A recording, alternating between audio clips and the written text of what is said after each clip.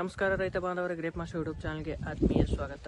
ನಿಮ್ಮ ಪ್ಲಾಟ್ ಒಳಗೆ ಒಳ್ಳೆಯ ಎಲೆ ಮತ್ತು ಕಡ್ಡಿ ಚೆನ್ನಾಗಿ ರೆಡಿ ಆಗಿದ್ರು ಕೂಡ ನಿಮ್ಮ ಪ್ಲಾಟಿನ ಇಳುವರಿ ಬಹಳಷ್ಟು ಕಡಿಮೆಯಾಗಿ ಬರ್ತಿರ್ತೈತಿ. ಇದು ಯಾವ ಕಾರಣದಿಂದ ಈ ರೀತಿ ಆಗ್ತೈತಿ ಮತ್ತು ನಿಮ್ಮ ಇಳುವರಿ ಕುಂಠಿತ ಆಗೋಕ್ಕೆ ಕಾರಣ ಏನನ್ನೋ ಬಗ್ಗೆ ನಾವು ಈ ವಿಡಿಯೋದಾಗ ತಿಳಿದುಕೊಳ್ಳೋಣ.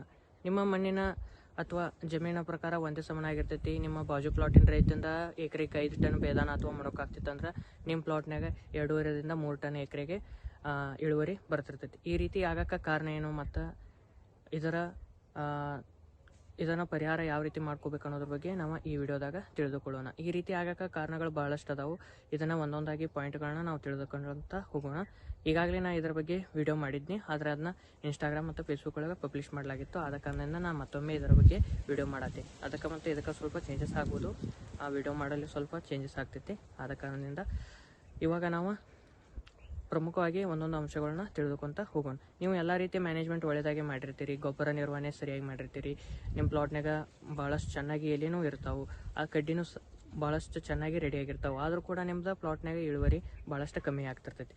ಯಾಕಪ್ಪ ಅಂತಂದ್ರೆ ಇವಾಗ ಮೊದಲನೇ ಅಂಶವಾಗಿ ಏನಪ್ಪ ಅಂತಂದ್ರೆ ನಾವು ಕಡ್ಡಿ ಮೆಚುರಿಟಿ ಕಡೆ ಗಮನ ಕೊಡ್ಬೇಕು. ಕಡ್ಡಿ ಮೆಚುರಿಟಿ ಅಂದ್ರೆ ನಮ್ಮ ರೈತರ ತಪ್ಪು ಕಲ್ಪನೆ ಏನಪ್ಪ ಅಂತಂದ್ರೆ ಕಡ್ಡಿ ಬ್ರೌನ್ ಕಲರ್ ಅಥವಾ ಕೆಂಪು ಕಲರ್ ಆಯ್ತು ಅಂದ್ರೆ ಕಡ್ಡಿ ಮೆಚುರಿಟಿ ಆಗೈತೆ ಅಂತ ಹೇಳಿ ತಿಳ್ಕೊಂಡು ಏನು ಮಾಡ್ತಾರೆ, ಸರಿಯಾದ ಮ್ಯಾನೇಜ್ಮೆಂಟ್ ಮಾಡೋದಿಲ್ಲ ರೈತರು. ಯಾಕಪ್ಪ ಅಂತಂದ್ರೆ ಅದಕ್ಕೆ ಬೇಕಾದಂಥ ಪೊಟ್ಯಾಷಿಯಮ್ ಮತ್ತು ಫಾಸ್ಫರಸನ್ನು ಕೊಡಂಗಿಲ್ಲ. ಕಡ್ಡಿ ಮೆಚುರಿಟಿ ಆಗೋಕ್ಕೆ ಫಾಸ್ಫರಸ್ ಮತ್ತು ಪೊಟ್ಯಾಷಿಯಮ್ದ ಲೆವೆಲ್ ಭಾಳಷ್ಟು ಇಂಪಾರ್ಟೆಂಟ್ ಆಗಿರ್ತೈತಿ.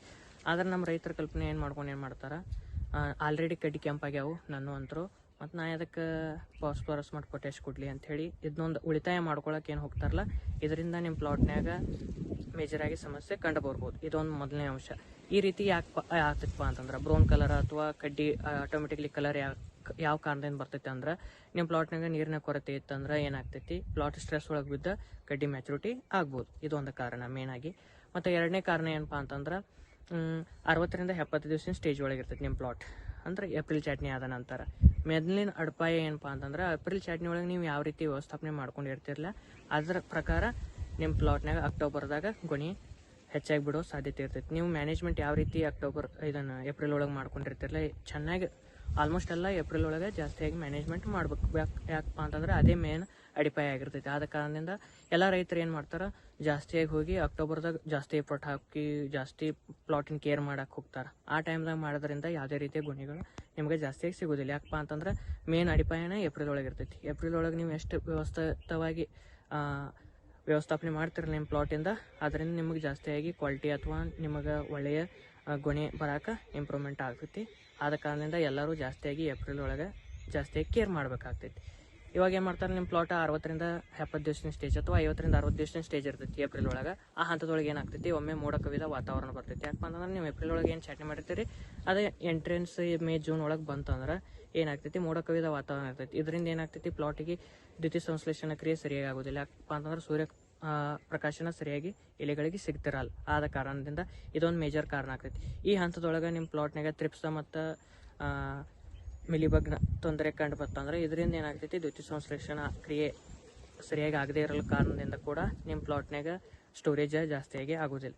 ಇದೊಂದು ಮೇಜರ್ ಸಮಸ್ಯೆ ಆಗ್ತೈತಿ. ಆದ ಕಾರಣದಿಂದ ನಿಮ್ಮ ಪ್ಲಾಟ್ ಎಷ್ಟು ಕೇರ್ ಆಗಿ ಎಷ್ಟು ತ್ರಿಪ್ಸ ಮತ್ತು ರೋಗಗ್ರಸ್ತವಾಗಿ ಇಟ್ಟಿರ್ತಿರಲ್ಲ ಇದರಿಂದ ನಿಮಗೆ ಬಹಳಷ್ಟು ಬೆನಿಫಿಟ್ ಐತಿ. ಯಾಕಪ್ಪ ಅಂತಂದ್ರೆ ಮೊದಲನೇದು ಆ ಗಿಡದ ಆಹಾರ ತಯಾರಿಕಾ ಕಾರ್ಖಾನೆನ ಏನಾಗಿರ್ತೈತಿ, ಎಲೆ ಆಗಿರ್ತೈತಿ. ಎಲೆ ಉತ್ತಮವಾಗಿದ್ದು ಅಂದ್ರೆ ನಿಮ್ಮ ಪ್ಲಾಟ್ನಾಗ ಆಲ್ಮೋಸ್ಟ್ ಸ್ಟೋರೇಜು ಒಳ್ಳೇದಾಗ್ತೈತಿ ಮತ್ತು ನಿಮಗೆ ಒಳ್ಳೆಯ ಗುಣೆ ಮತ್ತು ಗರ್ಭಧಾರಣೆ ಸ್ಟೋರೇಜ್ ಆಗೋಕ್ಕೆ ಅನುಕೂಲ ಆಗ್ತೈತಿ. ಆದ ಕಾರಣದಿಂದ ಅದೊಂದು ಕೇರ್, ತ್ರಿಪ್ಸ್ ಮತ್ತು ನೀವು ಕೀಡಿಯ ಏನು ಮ್ಯಾನೇಜ್ಮೆಂಟ್ ಮಾಡ್ತಿರಲ್ಲ ಇದೊಂದು ಮೇನ್ ಕಾರಣ ಆಗ್ತೈತಿ.